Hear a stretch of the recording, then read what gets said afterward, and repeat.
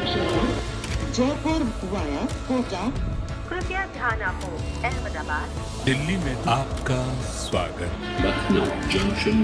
ನಿಲ್ದಾಣದ ಕಡೆಗೆ ಹೊರಟಿರುವ ರೈಲು Hyderabad Bhattacharjya Express পরবর্তী স্টেশন নেতাজি ভবন कृपया ध्यान दियो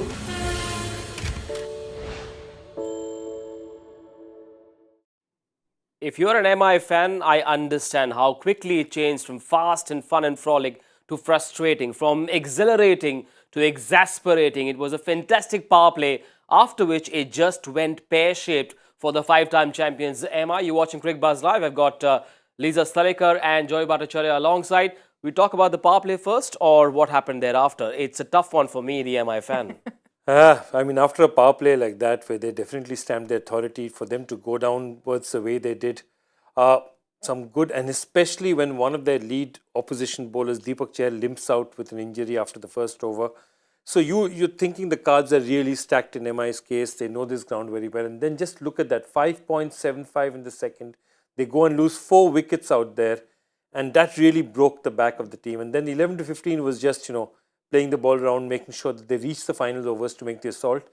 And I think towards the end, thanks to Hrithik Shaukin and one good over by Tim David, that's what makes the difference. Yes, Tim David went after Tushar Deshpande before getting caught out by Ajinkya Rahane in the deep mid-wicket region. But in that power play, it was so refreshing to see Rohit Sharma and Ishan Kishan bat with freedom, with clarity of intent and purpose. Yeah, I think coming home helped. Yep. There's a familiarity with the actual pitch and the surroundings, and they knew exactly what they were able to get, and they got some pace on the ball, and they probably didn't bowl well enough, and they got punished.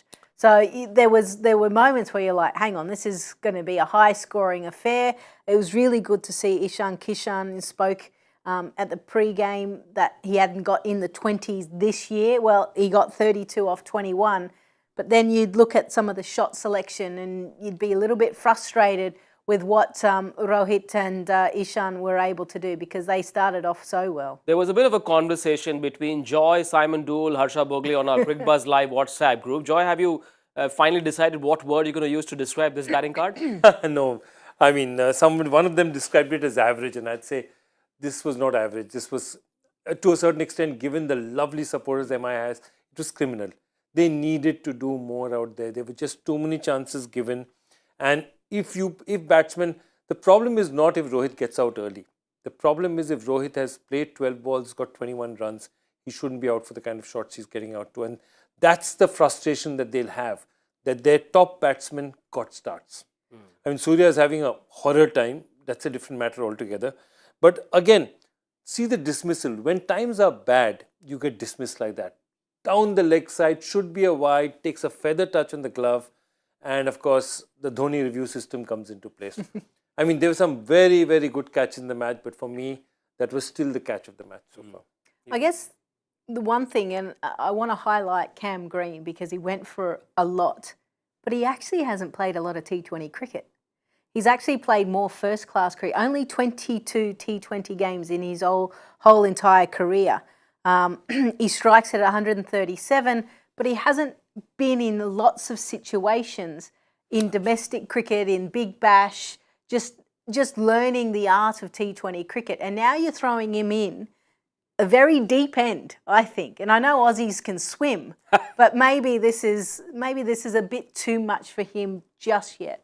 I have a term for that, Lisa. I call it the FOTA, flavour of the auction. So it depends on what's the last series you had. If you remember, Cam Green came to India. He opened. He got a couple of big 50s. Big Australian guy can bowl at 140, can whack it. Wow, let's take him. Nothing else you think about. Suddenly people are going 10 crores, 12 crores, 13 crores. But that's how it actually happens. Well, and then he also, the last time he played white ball cricket before this T20 is November last year. Everything else has been first class. So I know players are supposed to be dynamic and, what's the real difference if you play an attacking game? And we've seen that in the test arena. But this is a guy that doesn't play a lot of white ball cricket. I'm not saying that he won't be an absolute star. I think he will. But right now, is he the right guy? There's a guy that was away from this sport for a while because of an injury, and he came back playing like an absolute bomb, Ravindra Jadeja. We saw his magic in the Border Gavaskar Trophy, and then now in the IPL. He knew that he had to step up because in the absence of Deepak Chahar, he had to do something to make life easier. And today, Lisa, we were talking about how he was bowling much quicker today. Sign of an intelligent bowler, just didn't want to allow any big shots to be played. Yeah, I think on a pitch like Vankedi, you want to kind of skid the ball in and try and get under the bat nice and full. You don't really want to slow it down, or certainly he doesn't. Yet you had Mitch Santner, who worked wonderfully as a partnership. He was able to toss the ball up a little bit more, and Jadeja was able to kind of fire it in. You were saying you saw a few numbers like close to 100. 100 plus at times. Yeah. So, I mean, clever bowler, but I think they both worked well in tandem. Yep, him and Santner. Santner was bowling around 70, 75 and Jadeja had 100 plus. Yeah, and Dhoni went, look at where Jadeja bowled. 7, 9, 11, 13. Just strangled the middle. Till 6 overs they've gone off. He kept taking wickets, just strangled the middle order. One great reflex catch, absolutely. I mean, terrific reflex catch. Got the other players out. Again, darted it in, didn't give much space. He knows, see, Wankhede is a small ground. You can really get hit out here. You can really get hurt out here. And the fact that his analysis is absolutely stunning for a ground of that size and for the kind of surface he was bowling on. Yes, 3 wickets for Ravindra Jadeja. We spoke about the class of Dhoni and how he's inclusive, how he's able to enable players even in adverse situations. He lost Chahar, and I have no idea how he managed the other 3 overs. He got Pretorius to bowl 4. Deshpande, who was a touch expensive, bowled only 3, and rightly so. This is just a pure captaincy masterclass from MSD on how to use resources. I'll give you a very interesting stat. After the 6th over, the only 2 overs have gone for more than 10 runs. Okay, that's basically the 17th over where Tushar Deshpande was collared by Tim David, and then the 20th over where Pretorius went for runs. And 20th over, it's very difficult to defend. Yeah. But the important thing is Magala goes for 28 in his first 2. He went for 28 in his first 2, comes back and bowls absolutely beautifully towards the end. I mean, any captain would have lost confidence as he's gone for 28. What's going to happen now? But Tushar Deshpande similarly gets hammered in the beginning, comes back, gets that great wicket. I think that's one great thing Dhoni has, because he's so calm himself. His bowlers feel that calm and they feel they're still in the game. Bowlers rarely are knocked out the attack with Dhoni is there. And Magala would have said, I've just got off a plane, I've gone for 28 my first 2, what's going to happen? As it turned out, it's pretty good. He landed up pretty well on his feet. It's the Dhoni finishing school, isn't it, Lisa? I'm sure there'll be many players around the world. Forget about match fees and tournament fees. They'd be willing to give an arm and a leg to play with Dhoni. Oh, absolutely. I would imagine everyone is a huge sponge. I mean, Yes. and I'd be exactly the same. Anytime he would speak, you'd just sit there, to kind of eavesdropping on every conversation just to pick up all the little nuggets of gold that he would give you. Yep. So I think also he does his research well. He trusts the coaching staff. So Magale is known to be a really good death bowler. So whilst he went for a lot of runs in his first 2, he can go, okay, no, these guys have bought him for this reason. Okay, I've got to throw him in and have a look. Trusts him, gives him the support that he needs, and he executes. And you're right, Magala probably wouldn't have bowled at that spot had Chahar been fit. Chahar would have bowled through. He wouldn't have bowled Magala up front. Yep. He would have waited for the ball to get a bit softer. That's where Magala is most effective. Another sign of how Dhoni is not inflexible. In many ways, he has a few set ideas, but when the time comes, he's willing to look at plan B, plan C, and he backs himself, he backs his players. We saw how in the first 2 overs, Magala was bowling either too short or too full. Ishan Kishan Rohit went after him, and then you saw him vary his pace in his 3rd and the 4th over. So it's all gone well. It's all gone to plan for CSK. Can they chase down 158 on this Wankhede pitch? There isn't much in the pitch, really. I mean, the ball's coming on nicely. 158 should be possible. They've got Ambati Raidu in the possible subs. I suppose he's the one that they'll pick. But this lineup, Ajinkya Rahane comes in. He knows the Wankhede pitch really well. He's played for years on this pitch. They'd want to believe they have enough in that batting card to chase down 158. No, absolutely. I believe that. I also believe that you see Ajinkya Rahane now slotting in at 3. Ajinkya Rahane may be what you call a safety player.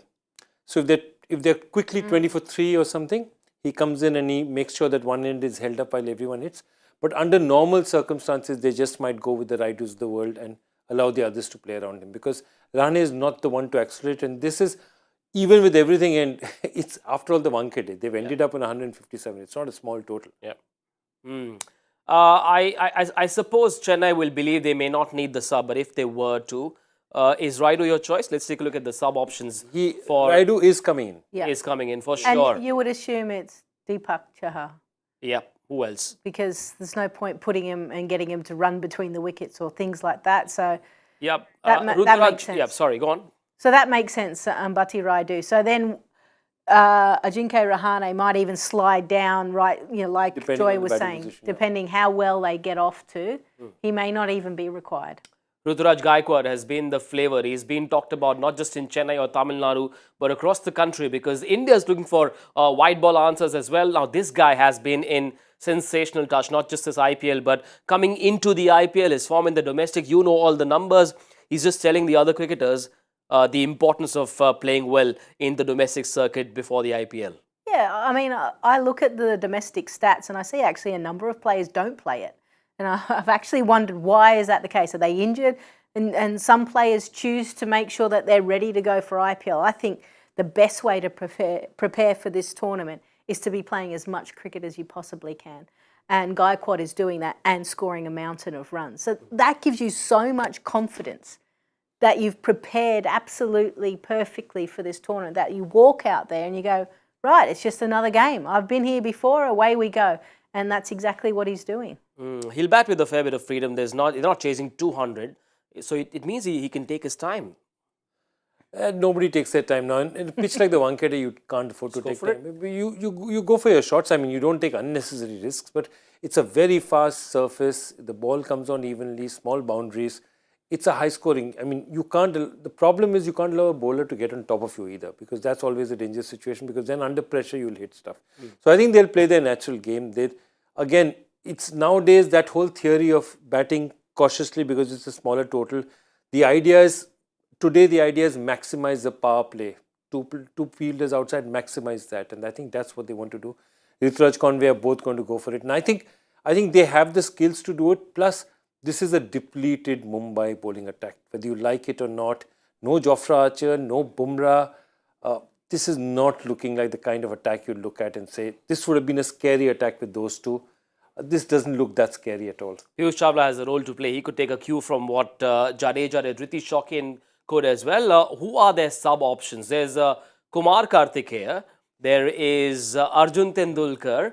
And then there is Sandeep Warrior. There are three options that they can look at.